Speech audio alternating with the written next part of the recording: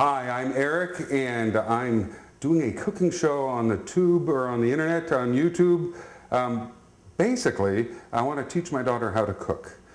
She's grown up now and can't be over here all the time when I'm cooking. She's learned a lot, but I'm going to go through and teach just all the tons of stuff that has got stuck in this bald head up here over the years. I've been to Le Cordon Bleu, I've worked at a number of different places, I've cooked from being in a dorm room to little rooms when I was in the Navy, and I'm pretty resourceful and I love to cook. So today what we're going to do is we're going to do a full meal today, but I'm going to break it down into 3 sections. So you should be able to look up whatever section. If you just want to learn how to make herb roasted potatoes, you can look that one up and watch that too.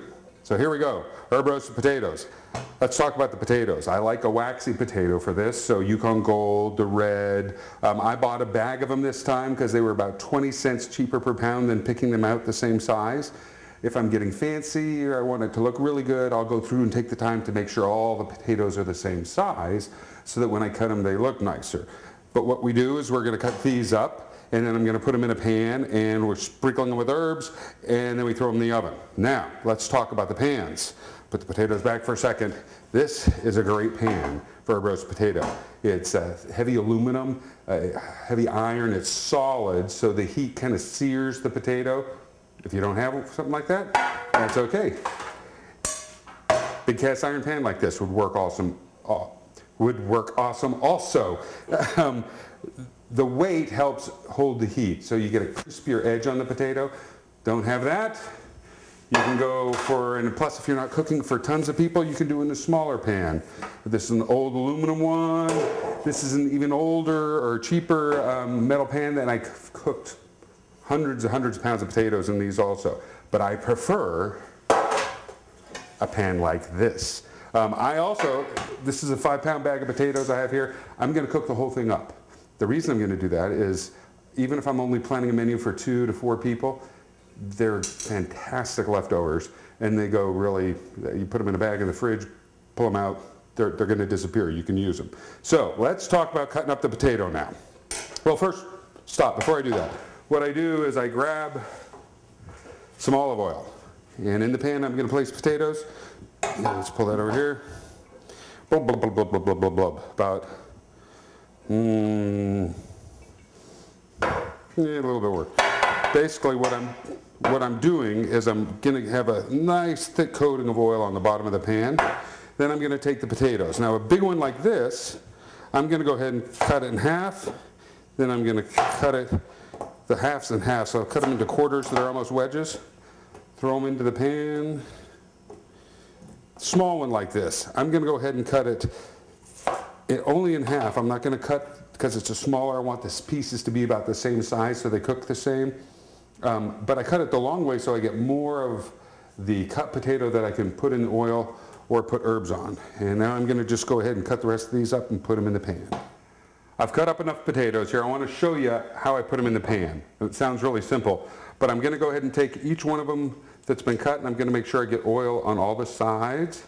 Plus, I don't want to overcrowd the pan. If you overcrowd the pan, you don't get the crispiness with the potatoes on the edges, because they kind of rub up against each other and they get a little more steaming instead of actually baking. So now I'm moving all these potatoes around. Okay. They're nice and oily. And then I'm going to spread them out. And I have pretty much oil on every side of the potato, because the thing I'm going to do next, and some of the big ones with a big slice, I put those down. What I'm going to do next is put all my herbs on these. So the first thing I do is I grab a little towel, dry off my hands, and I start going into the herbs. Open up my drawer. We'll start with some granulated garlic. It's up here already. Granulated garlic. Now this is a very precise measurement, as you can see. Sprinkle some of that on. We're going to go, I've got some black pepper I've already ground up. I grind up my own. And this also has a little salt in it, black pepper with salt. And I'll go ahead and sprinkle some of that on there. Now what's going to happen is a lot of it's going to kind of fall off into the oil. This is why on all this I don't use fresh herbs. If I was to use fresh herbs, they'd get they'd get blackened in the oven, whereas the dried herbs hold up better, plus they kind of soak into the oil that's on the bottom of this as I smush it around, which you always, of course, want to drain that off and put on top of your potatoes when you're done. Garlic, oh, here's some oregano. And I liberally am sprinkling it on because I will turn these again before I put them in the oven to try to hopefully get the other sides with some of this on them. This is, believe it or not, basil. It was homegrown and dried, and it's, oh, so much more flavorful, and the bouquet is so much better than something you would buy somewhere else. This is some parsley flakes. Thyme. Grab sage, big bottle. Some rosemary. A lot of times you'll see me switch it over to my other hand on something like this because I find it much easier to spread with the two-finger method here than trying to pour these big herbs. Some chili red pepper mix, get it from a store. Penzini spices, they're 9,000. It's fantastic. Put all that over. It's got some heat to it, but not overly heat, but with lots of great pepper flavor. And then last but not least, a little paprika. And depending on who was coming over for dinner, I have some hot Hungarian paprika that would make these really spicy. And the last thing is a touch more salt. And now I'm going to go ahead, pull out a little spatula, and I'm going to put a little bit more oil on top of these. Can never have too much oil. And I'm going to kind of toss them around again, get those herbs on some of the other sides of them. Make sure I get them nice and spaced out. And now, how long do I cook them for? Every time I ever ask that to anybody who's ever teaching me cooking, the answer is till they're done. It depends on what kind of temperature you want to put it at. What's your time frame? If you have a long time, you can put it on, or if you're cooking something else, you need it at the 300 or 350, that works fine. You turn them at, let's say 350, it's probably going to take about 45 minutes to an hour. You're going to stir them about every 15 minutes. To make them real crispy, if you have the ability, the last 15-20 minutes, put it on up to 425. Got to keep an eye on it because you don't want it to burn. If you're really needing to get done quicker, you can start it at 400 and then you want to turn it about every 12 minutes and you'll probably be done at about the 45-minute mark, but you got to keep an eye on it. If it's starting to look like it's smoking and getting too hot, then you need to back it down a bit. So right now I'm going to go ahead and put it at 350. I'm not really waiting for it to heat up. I'm not baking. I can throw it in now. It'll get heated up on its own. Whoops. Make sure all the other pans are out of the oven before you put it in. Slide it in there. And I'm going to set it for about, kitchen timer for about 20 minutes. Because it's going to take a little bit to warm up. And then I'll turn them. And I'll do that about 3 times. And then they'll be ready to go. While they're in there, I can now cook or do some prep for something else. Thank you, and I'll show you the herb roasted potatoes when we're done.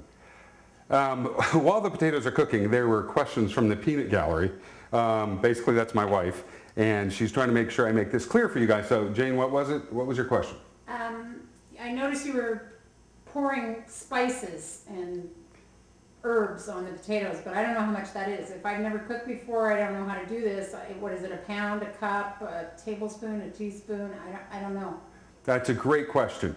Okay, next question. No, I'm going to deal with that.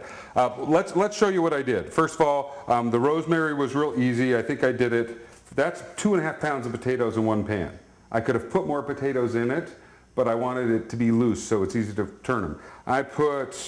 That's probably, if you were to measure that with tablespoons, maybe about 2 tablespoons of rosemary. It's the whole sprig, so it's big. Sometimes that's actually almost funny because you'll get a crunchy piece as you're chewing your herb potatoes. That's very different than, like, I've got the ground thyme. Now I probably I won't shake it in my hand, that's why I didn't, because it's very powdery. I'd say maybe a tablespoon or about of this, but what I'm doing is I'm just wanting to coat it.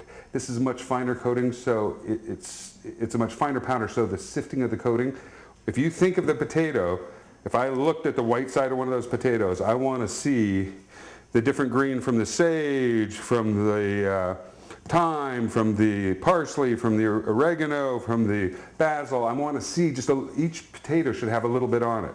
So it really depends on how much potatoes you have. Now, as far as salt and pepper, the pepper I used 2 kinds of pepper. This one, which is a red pepper, chili pepper, a little, some of it's been roasted. It's spicy, but not super spicy. And then I used black pepper that I ground myself, or you can buy already ground pepper, and sprinkle that on, and salt. Now there's some big coarser salt in this, not a lot. And then I used what I call it's my salt dig. So I can reach in with my fingers and spread it around. Potatoes can take a lot of salt. Potatoes are great someday if you make stews or soups and you put too much salt in already. You put potatoes in there and those potatoes will absorb the salt and make whatever you're cooking less salty. So those potatoes need that salt to flavor. And I made sure they were wet with oil so they stuck. That's really how I do it with this. If we're ever baking, I'll definitely give you exact measurements. That's like chemistry. This, I'm not baking, I'm seasoning. If you like certain spices or herbs better, use a little bit more of them. It's going to be really to your own taste. What's really funny is this is pretty much what I call the kitchen cabinet. I just pull all sorts of stuff out. I didn't put tarragon or dill or some of the herbs that would be funky, but everything else, boy, you can throw a lot of stuff in there. And by the time it bakes with that potato and that oil, it blends to make something really tasty. Is that, Jane? Does that help? Yes, thank you. Okay, the boss says it's okay. Next, we'll see you when the potatoes come out of the oven. Okay, it's time to stir the potatoes, pull the rack out, grab the pan. Now, I'm gonna just kind of toss them around. I'm doing 2 things. I'm mixing the herbs up on more of them, and I'm looking at those and I'm saying, let's put just a little more olive oil on them. There we go. Give them a shake. In they go for about another 15 minutes, and we'll do that again. Oh, see, now they're starting to crisp up a little bit, and they're actually plenty done to eat right now. It's a cooked potato. They're not cooked the way they should be yet. So what I'm going to do this time is I'm going to crank up the heat a little bit so I get a little more crisp factor out of these. To check to see if they're done, it's really how soft they are. This one's done, that one's not quite done, because see, it's a little more resistance, it slices, it doesn't kind of press in, but they're getting close. What I'm going to do now, because I'm liking how they're looking, is I'm going to bump it up, I'm going to put convection 400, well, the way this stove shows it, it's only going to be 375. Then I'm going to set it for another 15 minutes. And then they'll probably be within 10 minutes of being done. Potatoes are done. Pull them out. Oh, look at that. That's a wonderful thing about granite, is I can go ahead and put hot stuff right on my granite, can cool it down. Now just to see what these look like. They're crispy, they're brown, they're covered with herbs. If I was going to put these in a service plate to serve them, I put that in a pan or put them on a plate, or if I put a few on a plate, I'm going to scrape out all this wonderful kind of herby stuff and try to get as much of that on top of those as I can. You don't even need to put butter on these, but of course everything's better with butter. So when you put out there, you can have some butter on these too. That's our potatoes. They're good to go. Oh, they smell so good. And now let's move on to the next thing.